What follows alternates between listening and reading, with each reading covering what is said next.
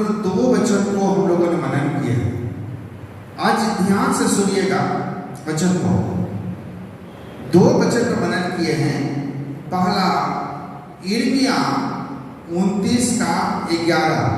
यिर्मयाह 29:11 में प्रभु ऐसा कहता है, क्योंकि यहोवा की यह वाणी है कि जो कल्पनाएं मैं तुम्हारे विषय करता हूं उन्हें मैं जानता हूं। वे हानि की नहीं वरन कुशल ही के हैं, और अंत में तुम्हारी आशा पूरी करूंगा। दूसरी बात यशायाह 14:27, क्योंकि सेनाओं का यहोवा ने युक्ति की है और कौन उसको टाल सकता है। उसका हाथ बढ़ाया गया है, उसे कौन रोक सकता है। आप सोचिए, आप ध्यान दीजिएगा प्रभु वचन। ये परमेश्वर ने एक योजना बनाई अपने लोगों के लिए। परमेश्वर का एक योजना है अपने लोगों के लिए। जब हम परमेश्वर के पवित्र शास्त्र को पढ़ते हैं और इसका बैकग्राउंड कुछ जानने की हम कोशिश करते हैं, या अपने जीवन के बारे में हम कोशिश करते हैं, तो उस जगह में परमेश्वर का एक हम सब के लिए बड़ा योजना था। और परमेश्वर ने एक युक्ति किया था और उन्होंने हाथ बढ़ाया हमें आगे बढ़ाने के लिए। यह परमेश्वर की योजना था। जब हम लोग पुराना नियम में जानते हैं तो एक बात क्या हुआ कि इस्राएल लोग मिस्र के गुलाम में चला गया। जब इस्राएल लोग मिस्र देश में रहते थे, और जब एक मिस्र देश है वहां, जब इस्राएल लोग मिस्र देश में रहते थे, तो मिस्र देश में वहां का जो राजा था उसका नाम था फिरौन। और फिरौन क्या करते थे, इस्राएल लोगों से कठिन कठिन काम करवाता था। बड़े कठिन कठिन काम उनसे कराते थे। जितना काम उसको करना चाहिए उनसे डबल काम उनसे करवाते थे। इस्राएल लोग जो है ये परमेश्वर के घराना का लोग कहलाता है। और मिस्र जो है वो लोग फिरौन का लोग है, वो लोग प्रभु यीशु को नहीं जानते। तो वो लोग क्या करते थे, इनसे कठिन काम कराने लगा। उसके बाद इस्राएल लोगों ने क्या किया, पछतावा किया और परमेश्वर के सामने में रोने लगा। उनका दुख, उनका पीड़ा, उनकी समस्या अपने बाल बच्चों को देख करके, अपने परिवार को देख करके, उन्होंने सारी बातों को लेकर के प्रभु के सामने में बैठ कर रोने लगा। और कहरा कहरा के बिलक बिलक करके उन्होंने परमेश्वर के सामने में अपनी समस्या को बताने लगा। परमेश्वर ने क्या किया, उनकी प्रार्थना को सुना, और सुनने के बाद परमेश्वर ने जो वादा किया था अब्राहम और इसहाक से, परमेश्वर ने उस वादा को स्मरण किया कि तेरे लोग 400 वर्ष परदेशी गुलाम में रहेंगे और फिर मैं उनको छुड़ाऊंगा और उनको मैं कनान देश में लेके जाऊंगा, जो परमेश्वर ने जो देश चुना था। ध्यान से सुनिए, मैं अभी उसका इसमें जा रहा हूं। यह परमेश्वर की योजना था। तब परमेश्वर ने उनकी आवाज को, उनकी कहराना को, उनके दुख को सुन करके प्रभु ने क्या किया, उनको छुड़ाने के लिए परमेश्वर ने एक मूसा को तैयार किया। मूसा फिरौन की, मूसा जो थे, मूसा इस्राएल का एक बेटा था, लवी गोत्र से थे। और लेकिन उस समय में मिस्र के जो राजा थे वो लोग क्या करते थे, जब इस्राएल लोग को बेटा पैदा होता था, बेटा को मार दिया जाता था, जो बेटी होते थे उसको रखता था। इतनी बड़ी अत्याचार मिस्र के लोग इस्राएल पर कर रहा था। बेटी को रखते थे और जो बेटा होता था उसको मार दिया जाता था, ताकि उसका वंश न बढ़े, उसका वंश कम हो जाए, उसको रोकने के लिए। तब मूसा को क्या किया कि मूसा सुंदर था, रूपवान था, लेकिन मूसा को क्या किया, उसकी बड़ी बहन जो थे मरियम, और उन्होंने क्या किया, एक टोकरी में दे करके एक जो मिस्र में एक नदी था, उसका नाम था नील नदी, और नील नदी में उसको क्या किया, बहा दिया, ताकि उसका मृत्यु हमारी आंख के सामने न आए, उसका मृत्यु हमारे सामने न आ जाए। 3 महीने के बाद जब उनको नहीं छिपा पाया, जब फिरौन ने अपने गुप्तचर को लगाया कि इस्राएल में कोई लड़का है या कि नहीं है, उसको जब पता चल जाएगा कि लड़का है, तो उन्होंने मूसा को मारने का जब कोशिश किया, तो उसकी बहन ने क्या किया, एक टोकरी को में उसको क्या किया, मूसा को उस टोकरी में दे करके उसमें बढ़िया से उसको छेड़ा को बंद करके उसको नील नदी में उसको छोड़ दिया और प्रभु के हाथ में सौंप दिया। जब वो नील नदी में बहने लगा जा रहा था, तो उस समय में फिरौन का परिवार का लोग, उसकी बेटी लोग उस नदी में नहा रहे थे। जब उस नदी में, नील नदी में नहा रहा था, और बच्चा जब फांसते हुए जा रहा था, उसकी रोना सुन करके उसका बेटी लोगों ने क्या किया, मूसा को अपने घर लेके गया, उसको निकाला और उसको राजा के घर लेके गया, अपने घर ले गया। जब अपने घर में लेके गया है, लेके जाने के बाद मूसा को उन्होंने पोस पाल को बड़ा किया। मूसा प्रशिक्षण पाया है फिरौन के घर में और एक राजा के घर में, लेकिन वो परमेश्वर का एक लेवी का बेटा था और परमेश्वर ने उसको चुना था। तो परमेश्वर ने क्या किया, उस पूरा कहानी में जानने में बहुत समय लगेंगे, लेकिन मैं इसको छोड़कर के आगे को बढ़ना चाहता हूं। मूसा को परमेश्वर ने तैयार किया कि तू जाओ इस्राएल को छुड़ा करके ले आओ। मूसा परमेश्वर के सामने बहुत से बात को रखने के बाद परमेश्वर ने उनको पूरा अधिकार के साथ बोला कि तू जाओ, इस्राएल लोग मिस्र के गुलाम में थे, मिस्र गुलाम में है, और उसका आंसू, उसका कहराना हमें आप बर्दाश्त नहीं होता, उनको छुड़ा के लेके जाओ और कनान देश में लेके जाओ। तब मूसा को परमेश्वर जब भेजा, तो वो इस्राएल लोगों को छुड़ा करके मिस्र के गुलाम से, जो उनसे कठिन काम करवाता था, उनको भात पेट खाना नहीं देते थे, उनके बाल बच्चों को तरना करता था, उनको साथ में बहुत सारा बेसलूक काज करते थे, और उनकी कारणा इतनी ज्यादा उसकी रोना था कि वो परमेश्वर को बर्दाश्त नहीं हुआ। तब मूसा को तैयार किया था। जब इस्राएल लोगों को मिस्र से छुड़ा करके कनान को लेकर चल दिया, तो रास्ता में जब आया है, रास्ता में आने के बाद वही एक नील नदी सामने आ गया, लाल समुद्र आया सामने में, उसका नाम लिखा गया, परमेश्वर का पवित्र शास्त्र में लिखा लाल समुद्र है। और बहुत बड़ा समुद्र था, पानी बहुत ज्यादा है।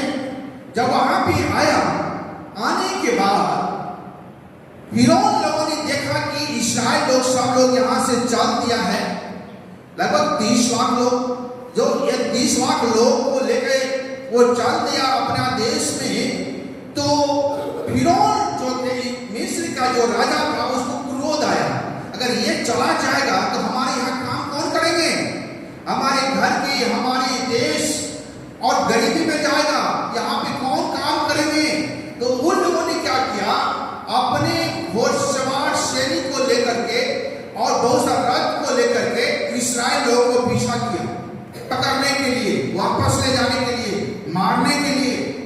तो वो लोगों ने क्या किया, जब इस पर पीछा किया इस्राएल लोगों को, तो आकर के जब इस्राएल लोगों ने देखा कि फिरौन का बहुत बड़ा सेना आ रहा है हमको पकड़ने के लिए, मारने के लिए, तो इस्राएल लोगों ने क्या किया, वहां पे मूसा पर और परमेश्वर पर बुड़बुड़ाने लगा, डर से कि अब हम लोग नहीं बचेंगे, आगे लाल समुद्र है, पीछे फिरौन का बहुत बड़ा सेना है, और बीच में अब हम नहीं बचेंगे, अब हम मारा जाएंगे। इन्होंने क्या किया, इस्राएल लोगों ने, ये लोगों ने प्रभु के सामने में और मूसा को और परमेश्वर को दोनों का बुलाने लगा और मूसा को कहने लगे, तूने मुझे वहां से क्यों निकाला? आज हम लोग अब मर जाएंगे, हमारे बाल बच्चे मर जाएंगे, छोटा छोटा बच्चा है, मेरे भेड़ बकरी है, कई हमारे बीच में कुछ ऐसे बहुत सारा महिलाएं लोग हैं जो प्रेग्नेंट हैं, उसका क्या होगा? अब हम लोग नहीं बचेंगे, आगे पानी है, पीछे उस फिरौन का सेना है, तूने मुझे क्यों निकाला? हम नहीं बचेंगे, हम मर जाएंगे। ये लोगों ने रोना शुरू किया और मूसा आरोप लगाना शुरू किया। परमेश्वर का चुना हुआ दास मूसा था और मूसा ने क्या किया, उन लोगों से बोला, इस्राएल लोगों से, तुम शांत रहो, आज तो परमेश्वर के बड़ा कार्य को देखोगे, बल्कि ये काम करो तो अपना मुंह बंद रखो। बोला तुम लोग अपने मुंह बंद रखो, बुड़बुड़ाओ मत, तो आज परमेश्वर के खड़े खड़े बड़ा चमत्कार के कार्य को देखोगे। आप जानते हैं क्या हुआ? उन्होंने परमेश्वर से प्रार्थना किया तो परमेश्वर ने बोला कि तेरे हाथ में जो लाठी है वो समुद्र की ओर बढ़ा, और जैसे उनको बोला और ऐसे वो बोला कि समुद्र को जब तू बढ़ाएगा तो उस पानी दो भाग हो जाएगा। जब समुद्र की ओर लाठी बढ़ाया मूसा ने, वहां पानी और आई और उसके बाद क्या हुआ, धीरे धीरे पानी दो साइड हो गया, दो बड़ा किनारा बन गया पानी का, और बीच में से इस्राएल लोग इस साइड से उस साइड पार निकल गया। और निकलने के बाद परमेश्वर ने मूसा से कहा, आप तो फिर से लाठी बढ़ा, और जब फिरौन की सेना लोग पीछे से उनका पीछा कर रहा था, तो वो लोग, उसका सेना लोग जब बीच समुद्र में आ गया तो मूसा से बोलता है कि आप हाथ बढ़ा, पानी पूरा एक लेवल पे आ जाएगा। तो उन्होंने क्या किया, फिर से लाठी जो था उन्होंने हाथ बढ़ाया समुद्र की तरफ, और समुद्र की पानी फिर से बराबर हो गया और पानी बहने लगे, और जितने उनका पीछा कर रहा था फिरौन का सेना लोग, सभी उनका सेनापति, सभी सेना उस पानी में, समुद्र में डूब के मर गया। और ये चमत्कार देखने के बाद इस्राएल लोग खुशी करने लगे, आनंद मनाने लगे, उछलने लगे, वाह मेरा परमेश्वर ने हमारे शत्रु को मार दिया, मुझे बचा लिया। ध्यान से सुनिए, इन्होंने क्या किया, अपने आप को प्रभु का बड़ाई करने लगा, अपना आनंद हो गया। फिर जब आगे कुछ बढ़ा है, बढ़ने के बाद जंगल में उनको क्या प्यास लगा। जब प्यास लगा तो फिर वो मूसा को गुड़गुड़ाने लगा, अब मुझे प्यास लगा है, मेरे बच्चों को प्यास लगा है, कहां से पानी मिलेगा, कैसे मर जाएगा, छोटा छोटा बच्चे हैं, सबका मुंह सूख गया है, पानी नहीं है। मूसा को गुड़गुड़ाने लगा। मूसा ने एक बात बोला, मुंह बंद रखो, परमेश्वर की महिमा करो, जो प्रभु ने मिस्र के गुलाम से छुड़ा के लाया है वो पानी का भी व्यवस्था करेगा। प्रभु के नाम की महिमा मिले, बोलिए यीशु मसीह की। बोला कि पानी का भी व्यवस्था करेगा। जब वहां पे उन्होंने क्या किया, परमेश्वर से प्रार्थना किया, और परमेश्वर ने मूसा को बोला कि चट्टान है, वहां पे तो उनको पानी दो पीने के लिए, और वो चट्टान से पानी आया, सब लोगों ने पानी पीकर तृप्त हो गया। फिर परमेश्वर की महिमा करने लगा, वाह मुझे तो पानी, सुंदर पानी मिल गया। जब फिर आगे बढ़ा, और आगे बढ़ने के बाद फिर उनके बीच में समस्या आ गया, हमें खाना नहीं मिला, हमें खाना दीजिए, हमारे बाल बच्चा मर जाएंगे, खाना नहीं है। नहीं, ये मूसा बर्बाद कर दिया, मुझे ला करके जंगल में फंसा दिया है, जंगल में ला करके हम लोगों को छोड़ दिया है, आपको कहां से खाना मिलेगा, कैसे हम खाएंगे, हमारे बाल बच्चा मर रहा है। उन्होंने क्या किया, फिर से मूसा को और परमेश्वर को गुड़गुड़ाना शुरू कर दिया। जानते हैं, मूसा ने बोला कि देखो आप लोग गुड़गुड़ाओ, परमेश्वर खाना का भी व्यवस्था करते हैं, लेकिन वो लोग मानता कहाँ है। 30 लाख लोग थे, 30 लाख सब मूसा को गुड़गुड़ाने लगा, परमेश्वर को गुड़गुड़ाने लगा। परमेश्वर की क्रोध भड़का, बोला कि मूसा इन लोगों को हम मार देंगे। मूसा ने परमेश्वर के सामने में और इस्राएल के बीच में प्रार्थना किया, प्रभु अगर आप इनको मार दीजिएगा तो सब लोग यही बोलेंगे इनका परमेश्वर कहाँ रहा दुख के समय में। फिर भी परमेश्वर ने आग बरसाया और बहुत लोग उसमें मर गए और मूसा की प्रार्थना से फिर से और लोगों को बचा लिया गया। उन लोगों को खाने के लिए परमेश्वर ने स्वर्ग से मन्ना गिराया। अब जानते हैं मन्ना, और मन्ना गिरने के बाद वो लोग खाया और इतना खाया वो लोग तृप्त हो गया। फिर उनको परमेश्वर ने आज्ञा दिया, परमेश्वर ने उसको आज्ञा दिया कल के लिए कोई नहीं रखना, इतना खा लो, कल के लिए नहीं रखना। मनुष्य कहाँ माने, लालची लोग, इस्राएल लोग लालची था, बोला कि कल का खाना देगा कि नहीं देगा मालूम नहीं है, कल के लिए भी हम लोग जमा करके रख लेंगे। आज तो मिला, कल मिलेगा कि नहीं मिलेगा, पूरा जमा करना। उन्होंने क्या किया, इस्राएल लोग लालची लोग थे, उन्होंने क्या किया, इतना बटोरा खाया भी और कल के भी रख लिया। तो परमेश्वर का क्रोध भड़क गया और परमेश्वर ने मूसा से बोला कि ये लोग लालची हैं, ये लोग लालची है, क्योंकि मैंने बोला था आज के लिए लेकिन उन्होंने कल के लिए भी जमा करके रखा। वो क्या हुआ, बोला कि कल खाएंगे सवेरे उठ करके, जैसे सवेरे हुआ सब में पिल्लू हो गए। प्रभु के नाम की महिमा मिले। आगे जब चलते जाएंगे, जो जो काम परमेश्वर ने बोला नहीं करने के लिए वो सारा काम इस्राएल लोग किया है, और जिसके कारण से परमेश्वर का वचन कहता है कि इस्राएल में से एक भी व्यक्ति कनान में प्रवेश नहीं कर पाया, सब रास्ता में मर गया। अब जानते हैं परमेश्वर की योजना क्या था, उसको कनान की ओर लेके जाने के लिए। आज हम लोग भी अगर अपने आप को देखेंगे तो हम लोग भी एक दबे कुचले लोग थे, हमारे जीवन में भी कोई आशा नहीं था, हम लोग भी एक दबे कुचले जैसे लोग थे, और हम लोगों को परमेश्वर ने क्या किया है, मिस्र से छुड़ा के लाया है। अब आगे देखिए, आगे क्या हो गया, कनान देश देख रहा कि कनान देश है, बॉर्डर पे खड़ा है।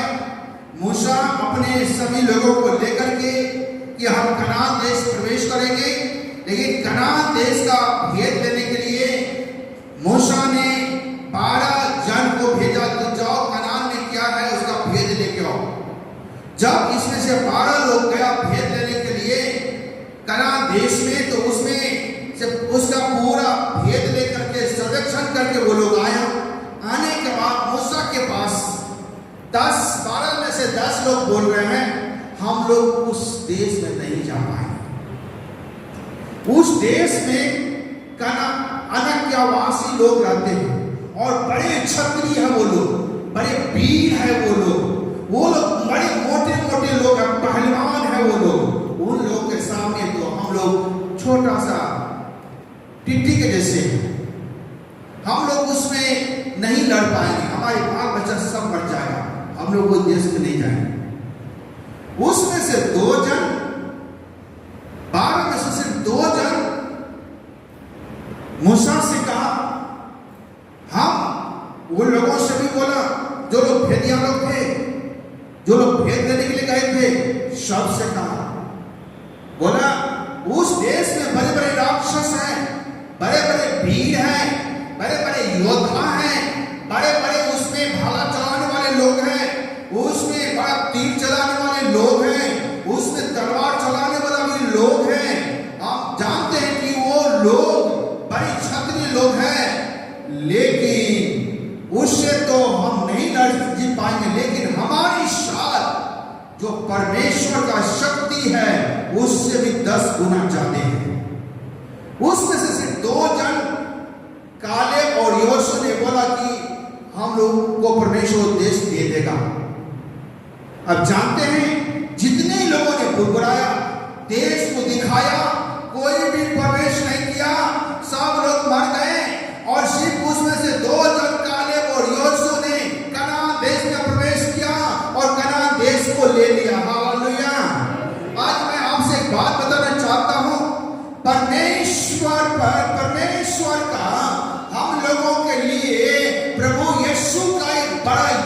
है, प्रभु यीशु का एक बड़ी योजना है और परमेश्वर ने अपनी योजना के अनुसार हम लोगों को अलग करके लाया ताकि हम लोगों के द्वारा परमेश्वर एक बड़ा कार्य करे।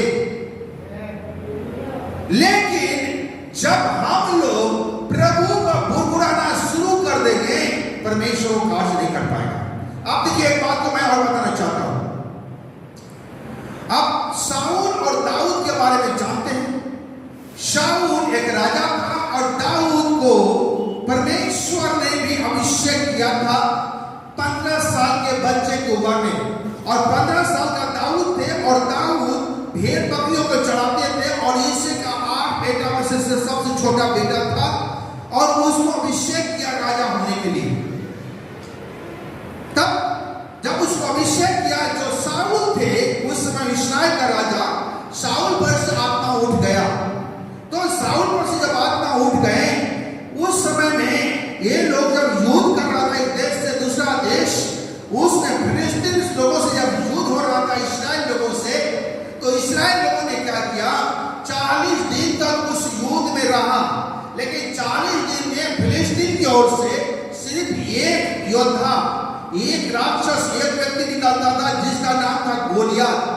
और गोलियत ने 40 दिन तक इस्राएल को और उसका राजा को ललकारा और ललकार के बोला कि तुम में से ऐसा कोई पुरुष है जो तुम चुन लो आकर हमसे लड़े, अगर मुझे हरा देगा तो हम सब लोग तुम्हारे अधीन हो जाएंगे।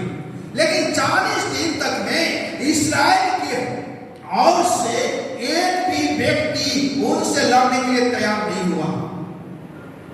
अब जानते हैं उसके बाद जो दाऊद थे, दाऊद को उसका पिताजी ने बोला तो एक काम कर, उस युद्ध हो रहा है तो अपने भाई के लिए कुछ रोटी लेके जाओ, उसको देना, उनका कुछ निशानी भी लेके आना, क्योंकि दाऊद के ऊपर उसका पिताजी कोई विश्वास नहीं करता।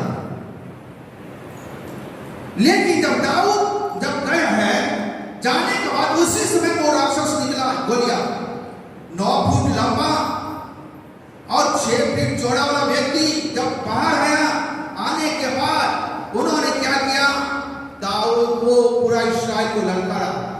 दाऊद देख रहा था सब लोग घबरा गए, सब लोग डरा हुआ है, इस्राएल लोग पूरे डरे हुए हैं, उनके सामने कोई जाने वाला कोई नहीं है, सबका मुड़ी नीचा है, सब लोग डरा हुआ लोग है, उनके सामने कौन जाके युद्ध करेगा, सबको मार डालेगा। दाऊद ने एक दूसरे से जैसे बीच में बातचीत करते हुए बोला कि ये क्यों धमकी दे रहा है? बोला यही तो हमारा रोकने का रोक रहा है, यही हमें 40 दिन से रोक के रखा है। बोला इसके लिए राजा इनाम रखा है। क्या इनाम रखा है? बोला जो इसको मार देगा ना, राजा आधा राज भी देंगे और अपना बेटी से इसको शादी करवा देंगे, क्योंकि राजा का पास मारने की ताकत नहीं था, इसलिए इनाम रखा था। दाऊद बोला ठीक है हम लड़ेंगे, मेरा खबर लेकर जाओ राजा के पास। राजा के पास गया, दाऊद को बोला कि तू नहीं लड़ सकता, तू बच्चा है, वो बच्चे से पलवान है। उन्होंने गवाही दी और उसके बाद तैयार हो गया लड़ने के लिए। जब गया लड़ने के लिए, गोलियत नाम का जो व्यक्ति था, 9 फुट जो खड़ा थे, 57 किलो का उसका वो पीतल का टोप और धार्मिकता का जो पीतल का जो सीना में ढाल, वो जो पैर में लगाया हुआ था, वो सब 57 किलो का था और 7 किलो का उसका भाला का सिर्फ आगे का जो भाला होते हैं उसका सिर्फ वजन था, सब 7 किलो। जब वो गया लड़ने के लिए, दाऊद को उन्होंने कोसा, लेकिन दाऊद ने एक ही पत्थर से गुफा में डाल करके घुमा कर मारा और दाऊद को मार गिराया। प्रभु की महिमा मिले। शाऊल दाऊद को मारने के लिए योजना बना के दाऊद को मार देंगे, क्योंकि जब इस्राएल की औरत लोगों ने गीत गाया, शाऊल ने तो हजारों को पर दाऊद ने तो लाखों को मारा।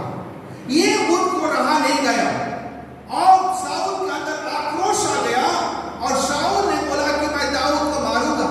तो दाऊद को मारने के लिए शाऊल बहुत सारा योजना बनाया, कई बार भाला मारा,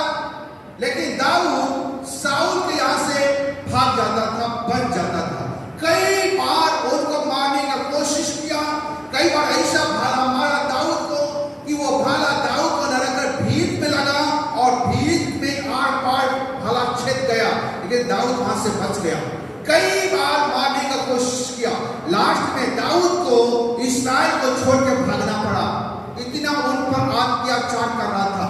लेकिन दाऊद को भी मौका मिला शाऊल को मारने के लिए, लेकिन दाऊद ने शाऊल को मारा नहीं।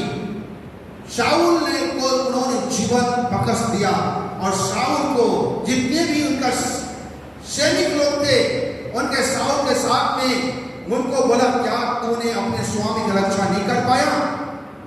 उनका भाला उठा लिया था और उनको मारने के लिए शाऊल ने बोला कि मैं इसको नहीं मारूंगा क्योंकि परमेश्वर खुद इसको मारेगा। अब जानते हैं उसके मैं आपको एक बात बताना चाहता हूं। परमेश्वर ने दाऊद के बारे में सोचा और योजना बनाया कि दाऊद को राजगद्दी दी। ध्यान से सुनिएगा, दाऊद को क्या दे? बोलिए, राजगद्दी दे। इसलिए जब दाऊद प्रभु यीशु मसीह को पास गया, जब दाऊद को परमेश्वर ने अभिषेक किया, उसी दिन से दाऊद के ऊपर समस्या आना शुरू हो गया। उससे पहले कोई समस्या नहीं था, आराम से भेड़ बकरी चराते थे। जब उनके ऊपर अभिषेक किया गया, उसके बाद दाऊद के ऊपर समस्या आना शुरू हो गया। दाऊद के ऊपर बड़े बड़े विपत्ति आना शुरू हो गए। क्यों हुआ आप जानते हैं? क्योंकि शैतान उनको रोकने का कोशिश कर रहा है और वो जान रहा है कि दाऊद एक राजा बनने वाला है और दाऊद के ऊपर बड़ी बड़ी समस्या आया। कई बार परमेश्वर वचन कहा था कि दाऊद को भागना पड़ा शाऊल की ओर से, लेकिन दाऊद अगर मारना चाहता तो एक बार में शाऊल को मार देते, लेकिन शाऊल के ऊपर दाऊद ने हाथ नहीं उठाया। दाऊद ज्ञान बनता चला गया। दाऊद परमेश्वर की योजना को जानते थे और दाऊद परमेश्वर को विश्वास करते थे और दाऊद क्या क्या क्षमा करने वाला व्यक्ति बन गया और दाऊद परमेश्वर में आगे और बढ़ते चला गया। परमेश्वर के वचन कहता है, परमेश्वर की योजना था, परमेश्वर की युक्ति था और परमेश्वर की हाथ उसके ऊपर था कि दाऊद को राजा बनाए और दाऊद को परमेश्वर ने राजा बना दिया। हालेलुया। आप जानते हैं जब परमेश्वर जिसको उठाना चाहता है उठ सकता है। परमेश्वर की योजना है। हमें परमेश्वर ने आपके बारे में और मेरे बारे में, हम सब के बारे में परमेश्वर की योजना यही है कि परमेश्वर यही चाहता है। परमेश्वर की योजना यही है, वो हानि नहीं है, वो कुशल है, वो अंत में फल होगा। लेकिन हमें क्या करना है? कई बार रुकावट आ जाते हैं हमारे जीवन में, कई बार हमारे जीवन में रुकावट आते हैं, कई बार हम खुद से रुकावट आते हैं। आप जानते हैं रुकावट कहां से आता है? कहां से वो आशीष को नहीं पा सकते हैं, कहां से हमारे जीवन में इतनी बड़ी समस्या आ जाता है। दाऊद, परमेश्वर दाऊद को इतना दिन तैयार कर रहा था, तुम तैयार हो जाओ क्योंकि तुमको राजगद्दी मिलने वाला है, तुमको राजगद्दी में बैठाएंगे। दाऊद को परमेश्वर तैयार कर रहा था, इसलिए दाऊद बचते हुए जा रहे थे। आज मैं आपसे बताना चाहता हूं, परमेश्वर आपके लिए एक योजना बना के रखा है। परमेश्वर हमारे लिए योजना बना के रखा है कि आपको और हमको परमेश्वर चाहता है आगे बढ़ाने के लिए। परमेश्वर की योजना ये है, हर एक समस्याओं को छेड़ते हुए आगे बढ़ने के लिए, हर एक परिस्थितियों को सामना करते हुए आगे बढ़ने के लिए, हर एक समस्याओं को सामना करते हुए आगे बढ़ने के लिए परमेश्वर की योजना है। प्रभु के नाम की महिमा मिले। फिर रुकावट क्यों? कई बार हम लोग प्रभु के आशीष को नहीं पा पाते, प्रभु की योजना को हम समझ नहीं पाते, प्रभु की कल्पना को हम समझ नहीं पाते हैं, प्रभु की कुशलता को हम समझ नहीं पाते हैं। परमेश्वर जो हमें फल देने वाला है उस फल को हम नहीं समझ पाते हैं। इसीलिए कई बार हम जानते हैं खुद को रुकावट बन जाते हैं उस योजना को समझने के लिए। हम खुद परमेश्वर को बुलाना शुरू कर देते हैं कुछ दिनों के बाद। जब हम पहले तो बहुत अच्छे थे, इस्राएल लोग जब निकला तो बहुत सुंदर से निकला और जब रास्ता में जब दुख और समस्या आने लगा तो बुलाना शुरू हो गया। कई बार हम खुद परमेश्वर को बुलाना शुरू करते हैं। मेरे भाइयों, मेरे बहनों, मैं आपसे बताना चाहता हूँ, अपना मुंह को बंद रखे, अपने प्रभु के बारे में भूल बुलाना मत कभी नहीं, चाहे दिनों में खराब परिस्थितियां क्यों ना जाए। अगर हम नहीं भूल बुलाएंगे, परमेश्वर हमें बना रहा है, परमेश्वर आपको तैयार कर रहा है, परमेश्वर आपको उठाने के लिए प्रभु का एक योजना है, क्योंकि वो योजना छोटा नहीं है, बड़ा योजना है। हालेलुया। कई बार हम लोग जानते हैं हमारा सोच विचार और परमेश्वर की सोच विचार आकाश और पृथ्वी के फर्क है। प्रभु का था, प्रभु की योजना है, प्रभु की कृपा है कि परमेश्वर जो योजना बनाया हमें स्वर्ग के राज देने के लिए, एक तो वो योजना है धरती पर भी परमेश्वर हमें आशीष देना चाहता है, धरती पर परमेश्वर उठाना चाहता है, लेकिन रुकावट हम खुद हो जाते हैं। आप खुद को बढ़ाना शुरू करते हैं, खुद दोष बनाना शुरू करते हैं, खुद हम परमेश्वर के वचन से वंचित हो जाते हैं, खुद हम चिल्लाना शुरू करते हैं, खुद हम प्रभु का अपमान करना शुरू करते हैं, खुद हम परमेश्वर की राह से भटकने की कोशिश करते रहते हैं। इसलिए जो योजना प्रभु बनाया कई बार फेल हो जाता है। उसका रुकावट कौन है? उसका रुकावट कौन है?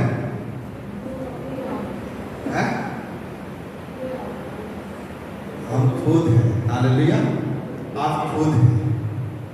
प्रभु की योजना में आगे बढ़ने से रुकावट इस्राएल लोग खुद था।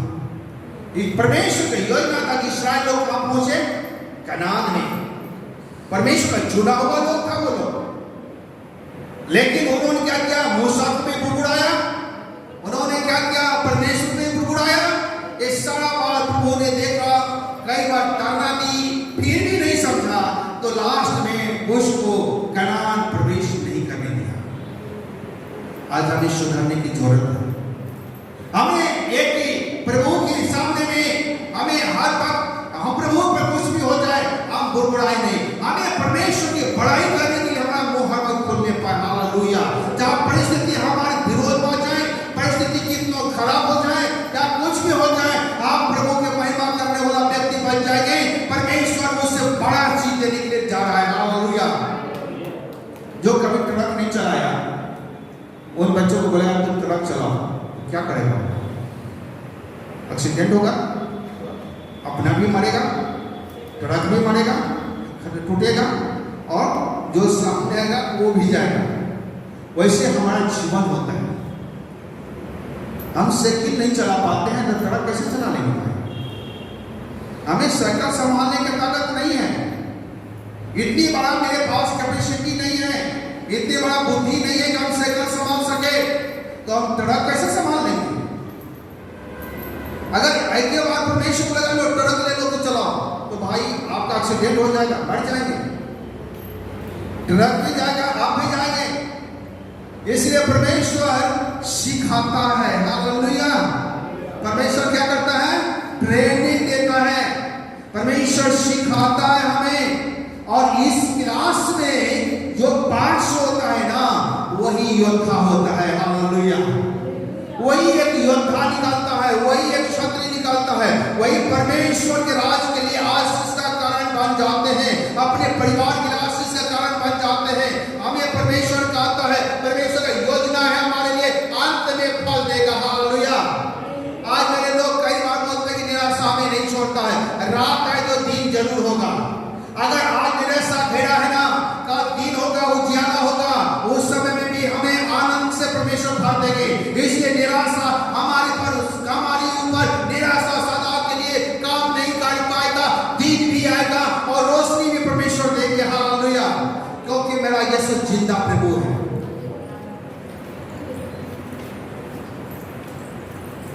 परमेश्वर ने आकाश और पृथ्वी को बनाया, अंधकार और प्रकाश को अलग कर दिया है। दिन है, रात होगा, रात है, दिन होगा। हमें निराशा करेंगे, कई बार लगेगा कि हमारा सभी रास्ता बंद हो चुका है, हम कुछ नहीं कर पा रहे हैं, हमको लगेगा कि अब हमारा जीवन जीना बहुत मुश्किल है। तो कई बार हमें जब बीमारी आ जाए, चाहे कई बार हमारे ऊपर कई प्रकार के रोग आते हैं, या कई प्रकार की कई बार हमारे ऊपर घर में प्रॉब्लम हो जाते हैं, कई बार हमारे जीना हमारे लिए थोड़ा सा मुश्किल हो जाते हैं, हमारे कोई लक्ष्य दिखाई नहीं देता है, तो वो एक निराशा का संकेत है, वो हमारी हालत कमजोर हो जाते हैं। उस समय में हमें विश्वास योग्य रहना है और प्रभु के सामने रहना है और प्रभु को धन्यवाद देना है। जो परमेश्वर आज का निराशा लाया, कल वो परमेश्वर दिन का उजाला बनकर खड़ा कर देगा। हालेलुया। इसलिए हमें क्या कहता परमेश्वर? हमें प्रभु को बुड़बुड़ाना नहीं। हालेलुया। अपना परमेश्वर पर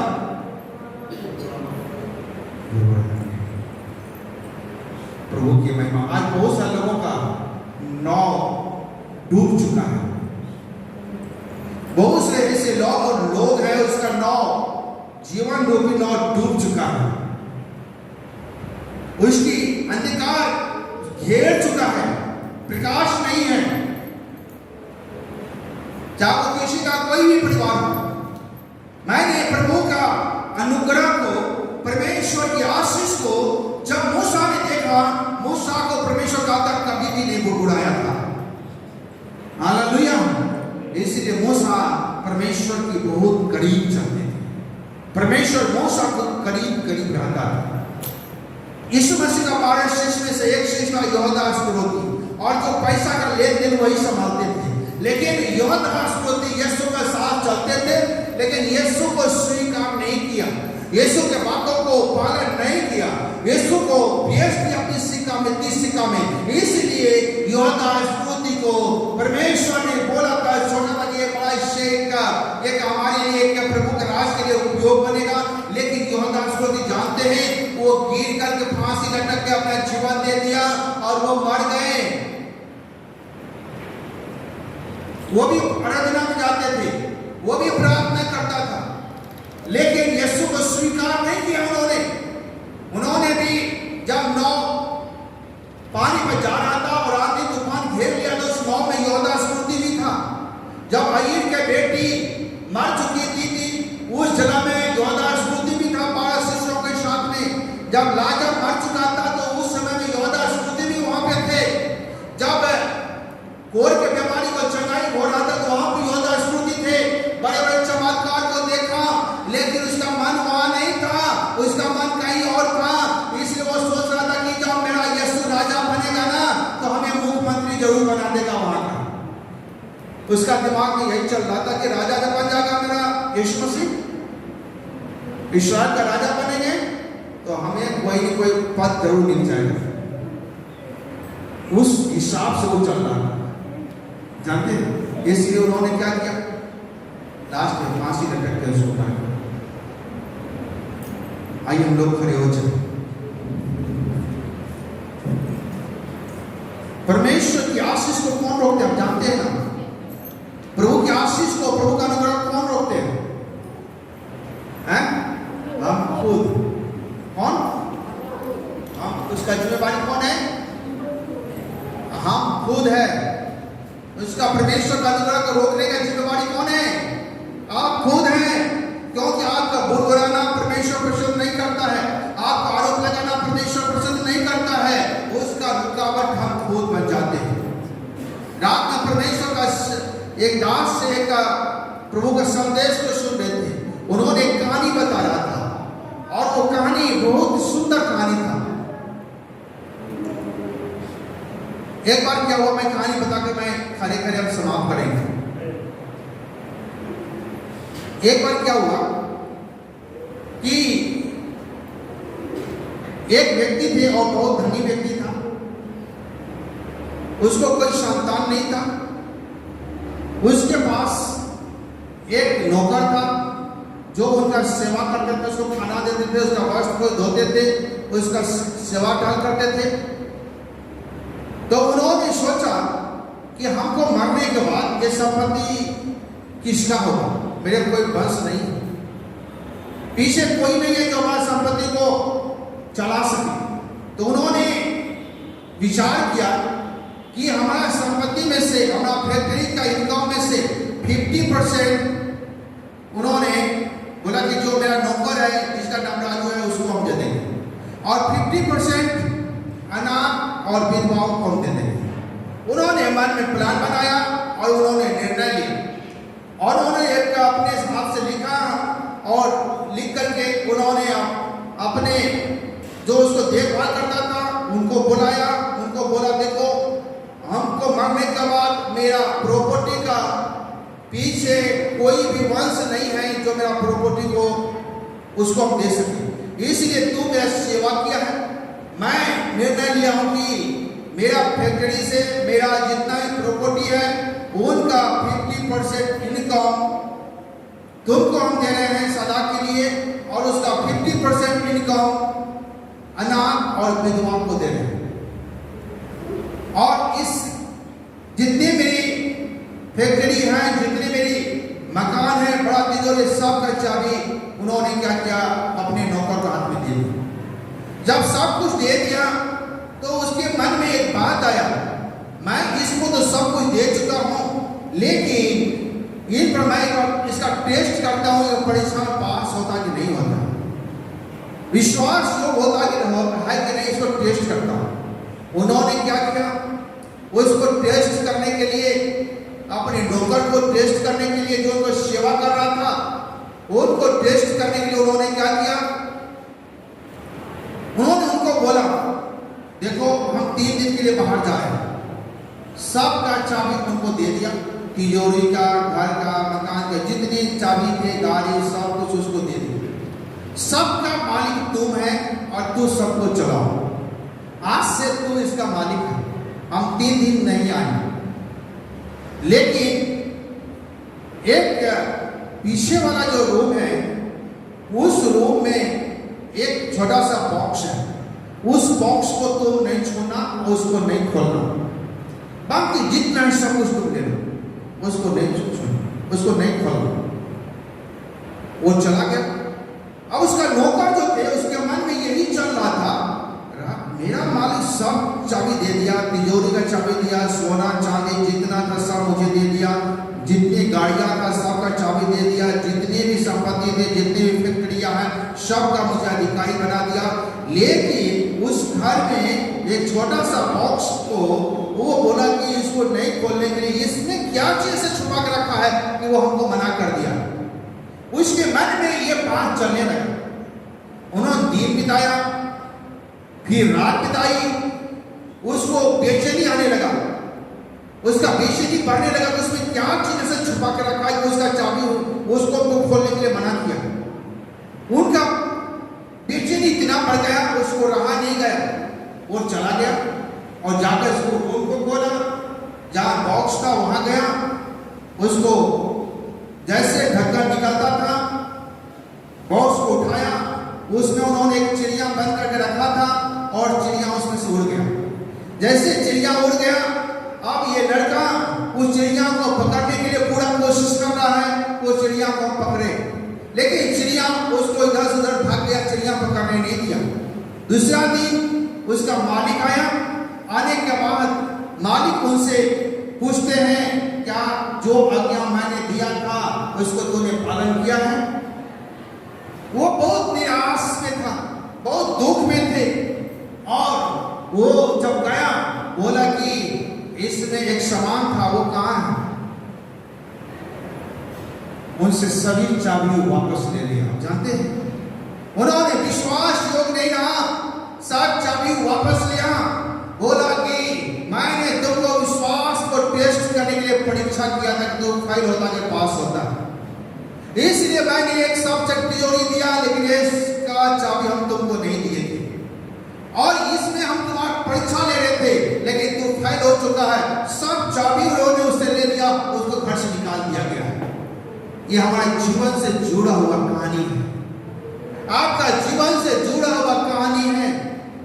जब परमेश्वर हमें उठाता है, अगर कोई ऐसी चीजें परमेश्वर हमको बोल देता, मना करता है, तो उसको नहीं करना, हमें नहीं लेना, हमको नहीं छूना है उनको, क्योंकि प्रभु हमें परीक्षा लेता है उससे बड़ा चीज देने के लिए। हालेलुया।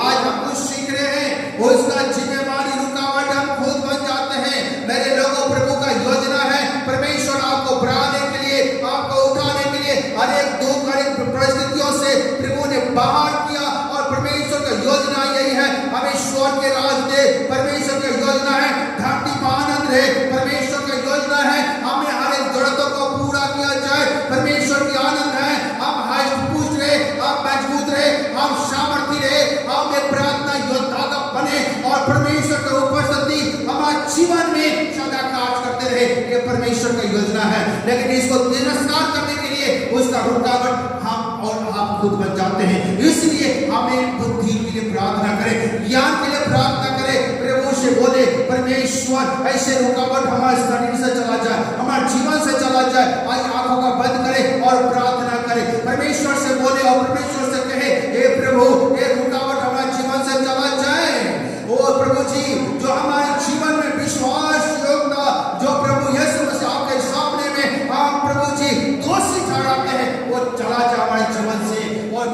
एक सामर्थ्य व्यक्ति बना दे। हालेलुया। प्रार्थना कीजिए मुख खोल करके। अपने गुनाहों को आप जानते हैं, आप अपनी कमजोरियों को जानते हैं। आपसे अच्छा कोई नहीं जानता है। जितना कमजोरी को आप जानते हैं उतना कमजोरी कोई नहीं समझ पाएगा।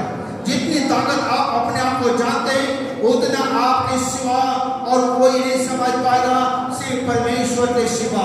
ओ आप अपनी कमजोरियों को प्रभु को सामने रख दीजिए और निर्णय ले लीजिए, प्रभु जी जो मेरे अंदर कमजोरियां हैं मैं उनको समर्पण कर देता हूँ। मैं आज से वो काम नहीं करूंगी और नहीं करूंगा, मैं वही करूंगा जो आपको खुश करने वाला होगा। प्रभु उसके लिए मुझे बुद्धि और ज्ञान दीजिए। परमेश्वर मुझे समझदारी की आत्मा दीजिए। परमेश्वर मुझे ज्ञान की आत्मा दीजिए। मुझे चलने के लिए सिखाइए और प्रभु जी इस अंधकार में जो प्रभु जी मैं चल सकूं ताकि मैं आपकी महिमा कर सकूं। मेरे परमेश्वर अपने मुंह को खोल करके अपने पापों को मानते हुए आप प्रभु के हाथों में अपना जीवन दे करके आप प्रभु की महिमा करें। हालेलुया। परमेश्वर की आत्मा कहता है मैं तुम्हें क्षमा कर दूंगा, नया बनाऊंगा, नया स्रोत करके खड़ा कर दूंगा। धन्यवाद यीशु, तेरी महिमा करते प्रभु जी। पिता हम सब मिलकर तेरे पास आते पिता हम प्रार्थना करते ऐसे गुड़गुड़ाने वाली आत्मा यीशु मसीह के नाम में चला जाए। यीशु के नाम में दोष लगाने वाली आत्मा दूर हो जाए। हर एक प्रकार के अंधकार की शक्तियां टूटे, हर एक प्रकार की रोग जाए यीशु के नाम से, हर एक प्रकार की निराशापन जाए यीशु मसीह के नाम से, हर एक प्रकार का दुख जाए यीशु मसीह के नाम से, हर एक प्रकार का गरीबी जाए यीशु मसीह के नाम से, ओ श्रापित आत्मा जाए यीशु मसीह के नाम से। ओ प्रभु यीशु तेरे अनुग्रह के लिए धन्यवाद करते प्रभु यीशु, तेरे नाम की महिमा करते परमेश्वर। प्यार प्रभु आज का वचन के लिए हम धन्यवाद करते जो आपने अपने वचन दिया प्रभु पिता परमेश्वर, तेरे नाम की महिमा करते। ये वचन दूसरों के लिए नहीं मेरे जीवन के लिए आशीष का कारण बन जाए प्रभु, ताकि प्रभु तेरे राज के लिए हम अच्छा से कार्य करने पाए। हे परमेश्वर तेरा धन्यवाद करते। यहाँ को उपस्थित आपका जन को आपके लहू में सौंप देते प्रभु जी। धन्यवाद करते हुए यीशु के नाम से मांग लेते हैं। प्रभु आशीष करे। आइए हम अंतिम प्रार्थना करके सलाम करेंगे। पिता का प्रेम, प्रभु यीशु मसीह का अनुग्रह और पवित्र आत्मा की सौभाग्यता आज से लेकर के यीशु का दूसरा आगमन तक हम सबों के साथ बने रहे। बोलिए प्रभु यीशु मसीह की, आने वाला यीशु मसीह की। आपका आवाज छोटा है, बोलिए यीशु मसीह की, यीशु मसीह की, यीशु मसीह की, प्रभु यीशु मसीह की। परमेश्वर आपको बहुत आशीष करे। और आज हम लोगों ने सीखा है, हम उस पर चले, मनन करें, आगे बढ़े। आपका दिन शुभ हो। परमेश्वर आपको बहुत आशीष करे और परमेश्वर आपको बढ़ाते चला जाए। परमेश्वर के नाम की बड़ी महिमा मिले। धन्यवाद सबको जय मसीह की। आज से निर्णय लेकर आगे बढ़िए। परमेश्वर कोई कमी घटी नहीं होने देंगे। प्रभु आशीष